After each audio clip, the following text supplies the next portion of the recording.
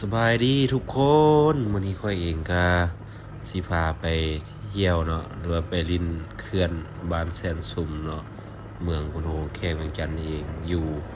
ตีนภูพระเนาะคอยภูพระลงมาจากทางหินเทิมก็มาลงคอยภูพระมาห้อยพ่อเนาะมันจะฮู้จักกับบ้านที่มีชื่อว่าบ้านแสนสุมเนาะอันนี้ก็เป็นหนทางไปเนาะหนทางไปก็ช่วงยามฝนเนาะประมาณเดือน7เนาะที่เราไปถ่ายคลิปตัวนี้ประมาณเดือน7ทางไปก็มีบวกมีคุ้มเนาะแต่ว่าการที่เราไปคุ้มค่าแน่นอนบอกเลยว่าเหมาะในการตั้งเต้นเนาะตึกเบ็ดฟรีเนาะสถานที่แห่งนี้มันเป็นอ่างเก็บน้ำเนาะตัวนี้เนาะตอนนี้ก็ไปเบิ่งคลิปเต็มมาเลยเนาะเราจะตัดภาพไปที่ตอนขี่รถไปเลย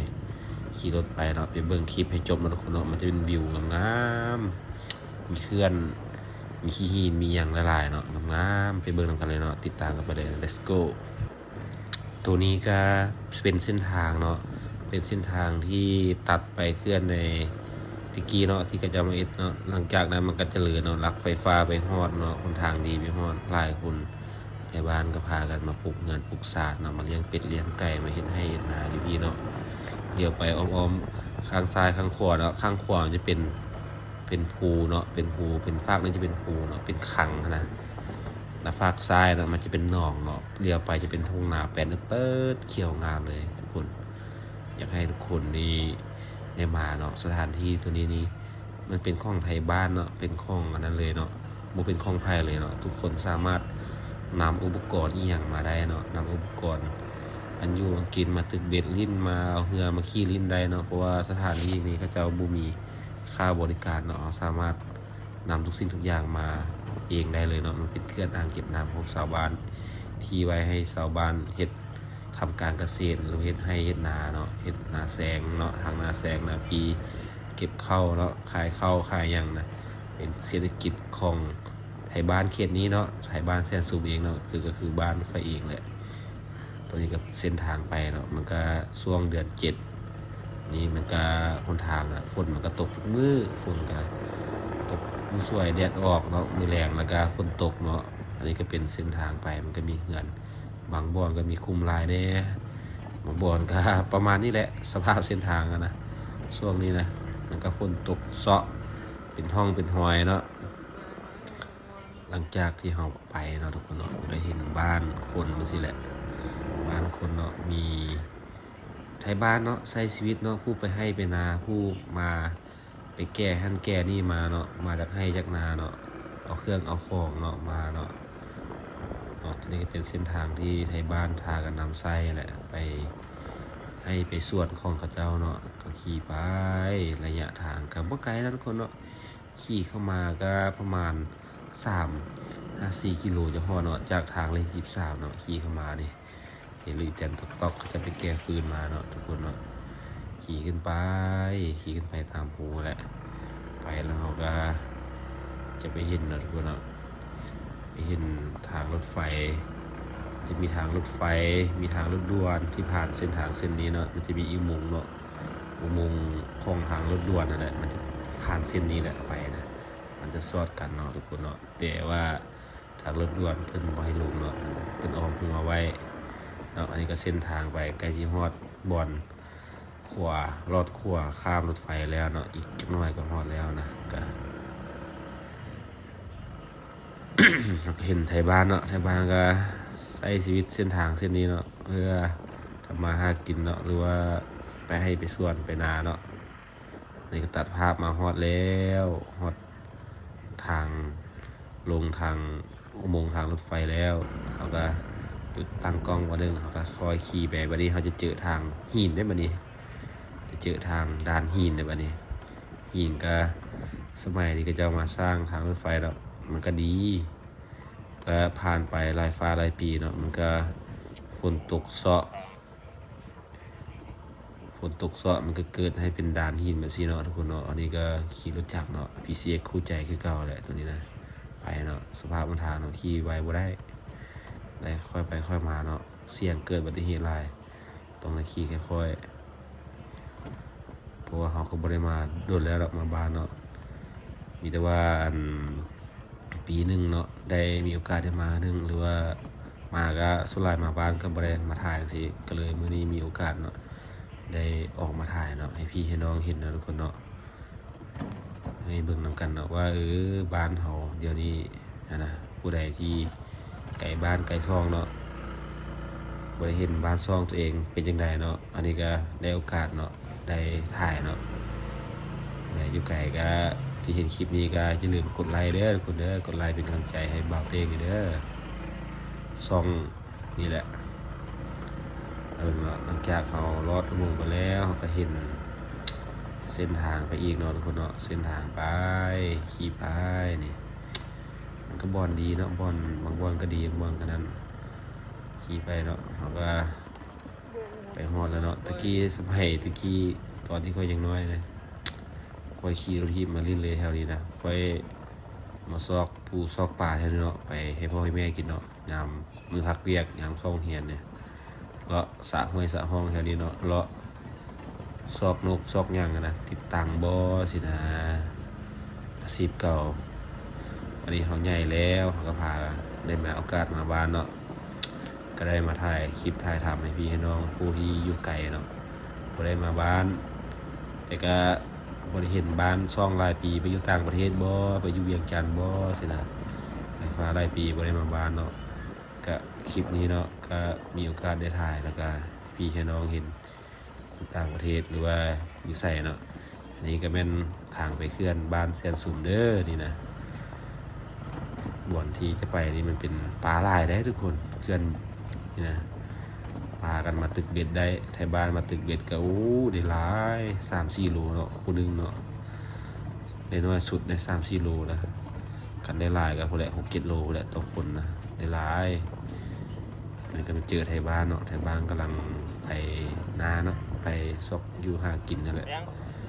มันก็ซอกของป่าของดงนั่นแหละไปนั่นแหละ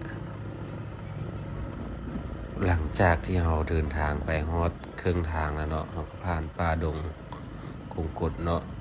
ผ่านไทยบ้านผ่านไทยซองเห็นสาวบ้านทักทายโอลมกันแล้วเราก็ใกล้สิฮอดเลยวันนี้เนาะใกล้สิฮอดแล้วพอดีก็เจอกันทักทายโอ้ไปไส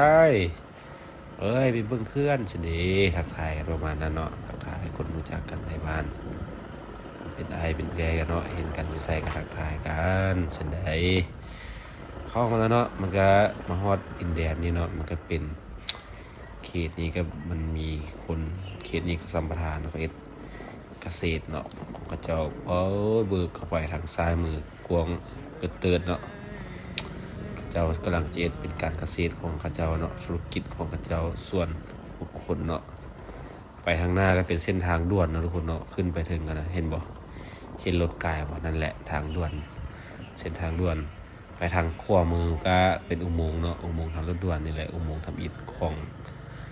เมืองพุนโฮงนี่แหละบ้านเซนซุมนี่แหละออกไปเพิ่นก็เป็นห้วยเลิศเนาะ